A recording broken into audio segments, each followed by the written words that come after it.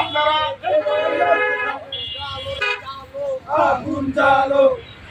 আপনারা আমরা যেটা করি, আমরা যেটা বলি, আমরা আপনারা জানেন 2022 সালে অর্থাৎ যখন গোবিন্দগঞ্জে আজকে অনেকেই গোবিন্দগঞ্জবাসী এক হয়ে তারা দাবি দেওয়া করতেছে, তারা গোবিন্দগঞ্জে ইপিজেডটা চায়।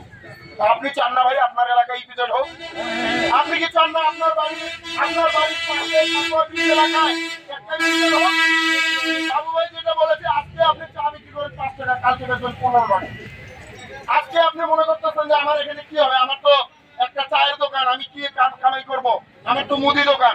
আরে ভাই, আপনার মুদি দোকানের পাশে যদি ইপিজেড হয়, আপনার এখানে বিদেশি বায়াররা আসবে, বিদেশি বায়ারদের থাকার জন্য হোটেল হবে না, তাদের খাওয়ার জন্য খাবারের হোটেল হবে না, আপনার যাতায়াতের জন্য গাড়ি ঘোড়া চলবে না, আপনার এখানে উত্তর ব্যবসা বাণিজ্যের সমৃদ্ধি হবে কি হবে না? আপনারা বাবা শোনেন, নিজের কান্নাটা নিজেকে কাটতে হয়।